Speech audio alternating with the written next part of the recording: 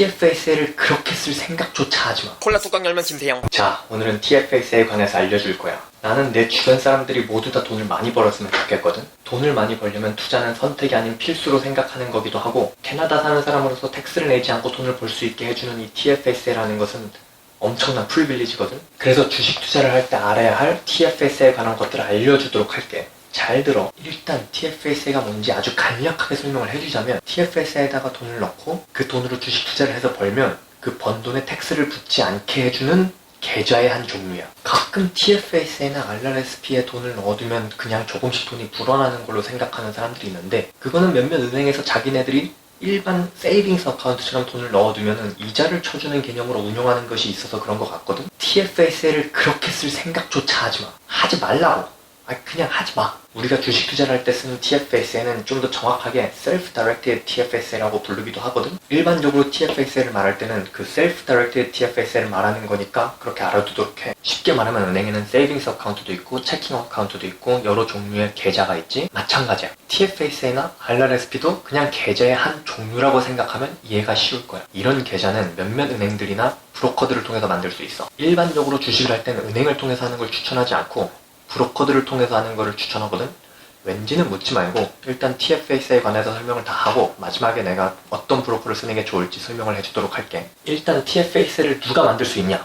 이거는 텍스 목적으로 캐나다 레지던트고 18세 이상이고 C넘버가 있는 사람이면 TFSA를 만들 수 있어. 몇몇 프로빈스나 테리토리는 19세 이상부터 TFSA에다가 돈을 넣을 수 있다고 하거든. 그게 어딘지는 난 모르니까 그런 곳에 사는 사람들은 직접 알아보도록 하고, 텍스 목적으로 캐나다 레지던트인지 아닌지 자세히 알려면 밑에 링크를 내가 설명란에 달아둘 테니까 거기 들어가서 보도록 해. 일반적으로는 캐나다에 거주하고 있으면 텍스 목적으로 캐나다 레지던트야. 시민권이 있냐 영주권이 있냐 없냐는 별개의 문제다. 시민권자나 영주권자라도 캐나다에 1년 안에 183일보다 적게 사는 사람들은 레지던트로 안 쳐질 수도 있고 쳐질 수도 있는데, 그거는 케이스 바이 케이스니까 직접 알아보도록 해. 영주권자나 캐나디안이 아니더라도 1년에 183일 이상을 캐나다에 거주하고 C넘버가 있으면 텍스 목적으로 보통은 레지던트야.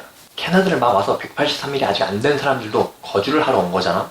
그래서 텍스 목적으로 레지던트가 되는 걸로 알고 있어. 그리고 C넘버에도 Temporary C넘버가 있다고 알고 있거든. 걔네들도 Expire 되기 전까지는 TFSA를 만들 수 있지만 Expire 된 후에 어떻게 되는지는 모르니까 알아봐. 자, 누가 TFSA를 만들 수 있는지 이제 알아봤으니까 TFSA에다가 얼마를 넣을 수 있는지를 알아보자. 이 부분을 사람들이 정말 많이 헷갈려 하거든. 자세히 설명을 해줄 테니까 잘 들어. 자, TFSA에다가 넣을 수 있는 그 돈의 양을 Contribution Room이라고 해. 이 TFSA가 캐나다에서 2009년에 시작을 했어. 매년 5,000에서 6,000불 정도의 돈이 늘어나. 딱 한 번 10,000불이 늘어난 연도도 있고. 이게 그 차트야. 그러니까 너가 2009년이나 그 전부터 캐나다의 텍스 목적으로 레지던트였으면 지금 2021년도에 Contribution Room이 75,500불일 거야. 너가 만약에 2000년도부터 텍스 목적으로 레지던트였으면은 이번 연도에는 6,000불 플러스 6,000불에서 12,000불이 Contribution Room일 거고. 그리고 이제 사람들이 돈을 넣고 빼면서 헷갈려하는 부분이 룸 계산법인데, 계산이 어떻게 되는 건지 알려줄게.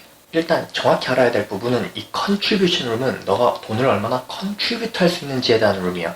다른 말로 너가 얼마나 넣을 수 있는지에 대한 룸이라는 거지, 너가 얼마를 가지고 있을 수 있는지에 대한 룸이 아니라는 거야. 이걸 헷갈려하는 사람들이 정말 많아. 얼마를 넣을 수 있는지랑 얼마를 가지고 있을 수 있는지는 개념이 달라. 이해했지? 자, 그럼 예를 들어보자. 너가 만약에 컨트리뷰션 룸이 10,000불이 있다고 쳐보자. 그리고 이번 연도에 너가 6,000불을 TFS에다가 넣었어. 그럼 10,000불 중 6,000불을 컨트리뷰트 했고 4,000불을 컨트리뷰트 하지 않았지. 너가 넣은 6,000불로 주식 투자를 해서 그 6,000불이 10,000불이 되든 100,000불이 되든 0불이 되든 상관이 없이 너가 넣은 돈은 6,000불이라는 사실은 변하지 않아. 돈이 안에서 얼마가 되든 너가 4,000불을 더 넣을 수 있다는 사실은 변하지 않는다는 소리야. 그리고 이 쓰지 않은 4,000불 컨트리뷰션 룸은 미래에 언제든 쓸 수 있어. 그러니까 너가 이번 연도에 6,000불을 넣고 내년에 나머지 4,000불을 더 넣을 수도 있는 거지. 내년에 또 5,000불 정도 늘어나면 그걸 합쳐서 총 9,000불을 내년에 더 넣을 수 있는 거고.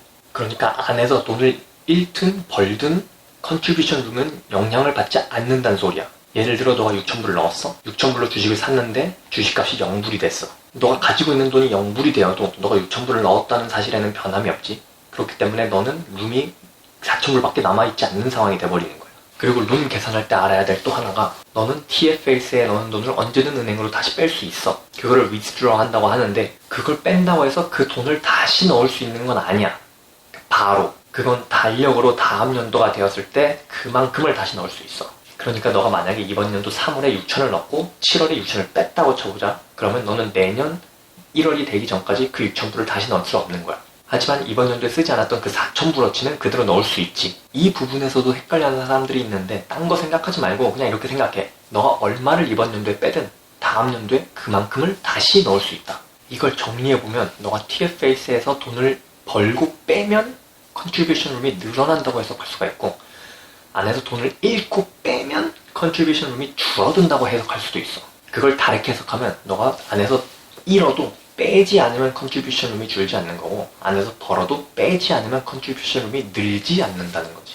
자, 또 다른 예를 들어보자. 너가 10,000불의 룸이 있고 6,000불을 넣었고 6,000불이 불어서 60,000불이 되었다고 해봐. 그리고 너가 그 60,000불이 된 주식을 팔아서 60,000불을 은행 계좌로 뺐어. 그러면은 이번에 룸이 10,000불이었는데 6,000불만 넣었으니까 4,000불에 쓰지 않은 룸이 있고, 내년에 또 5,000불 정도가 생길 거니까 9,000불이 되는데, 60,000불을 이번 연도에 뺐으니까 다음 연도엔 60,000불하고 9,000불을 더해서 69,000불을 더 넣을 수 있는 거지. 반대로 너가 6,000불을 넣었는데 그걸로 산 주식이 가격이 떨어져서 2,000불이 됐고 2,000불을 팔고 뺐다고 해봐. 그럼 내년엔 이번 연도에 쓰지 않은 4,000불, 내년에 늘어날 5,000불 합쳐서 9,000에다가 이번 연도에 뺀 2,000불을 더해서 11,000불만 내년에 넣을 수 있게 되는 거지. 아무것도 하지 않은 사람들은 이번 연도 10,000불 룸, 내년도 5,000불 룸 합쳐서 15,000불을 내년에 넣을 수 있는데 비해 너는 줄어든 게 된 거야.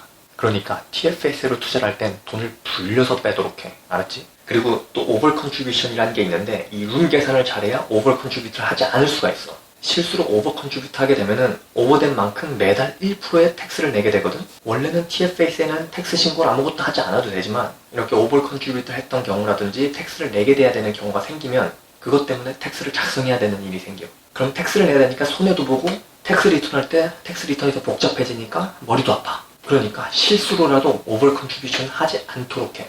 간혹 주식 투자로 매달 1%보다 높게 벌면 결과적으로 이득이 아닌가라고 생각하고 일부러 오버 컨트리뷰트 해가지고 돈을 벌려고 생각을 할 수도 있지만, 정부에서 이 사람이 일부러 그러는 거라고 생각이 들면은 1%보다 더 높은 텍스를 매길 수 있다고 하니까 조심하도록.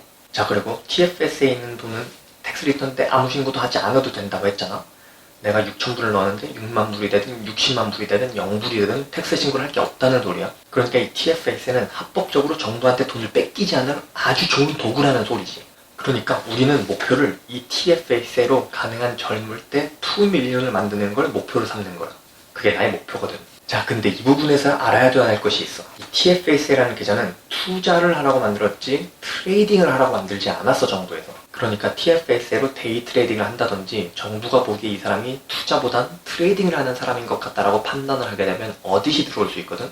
그 어디시 들어오게 되면은 너가 만약에 내가 투자를 한 거라고 증명을 하지 못하면은 텍스를 내게 돼. 그러니까 가끔 스윙 트레이딩 같은 걸 할 수는 있어도 이 계좌의 목적은 투자라고 생각을 하고 쓰는 게 좋아. 그럼 트레이딩 없이 장기 투자만으로 어떻게 빨리 젊을 때 2밀리언을 벌 수 있나라고 의문이 들 수가 있는데, 나는 그 가능성을 최근에 보고 있어. 물론 지금 불마켓으로서 엄청나게 행운이 따라주고 있는 거긴 한데, 내가 지난 5월 5,000불어치 주식을 하나 산 게 있는데 그게 지금 9개월이 지난 2월 1000%의 수익을 내서 5, 6만 불로 올랐어. 만약에 5,000불이 아니고 5만 불로 시작을 했으면 50만 불이 되어 있었겠지. 물론 그런 식으로 큰 돈을 한 곳에 꼬라박을 정도의 깡이 있는 건 아니니까 불가능했던 일이지만, 이런 식으로 몇천 불씩 여러 곳에 나눠서 분산 투자를 함으로써 컴파운딩이 되면은 2밀리언이 불가능하지 않을 것 같다는 생각이 드는 거지. 자, 그리고 이런 TFSA나 RRSP는 Registered Account라고 하거든. 이런 Registered Account가 아닌 일반 캐시 어카운트나 마진 어카운트에서는 주식 투자로 돈을 잃어버린 것에 대해서 텍스 리덕션을 얻을 수가 있거든. 그리고 RRSP는 돈을 넣은 만큼 텍서블 인컴이 줄어서 내야 되는 텍스가 줄어서 보통 텍스 리펀드를 받을 수도 있게 해줘.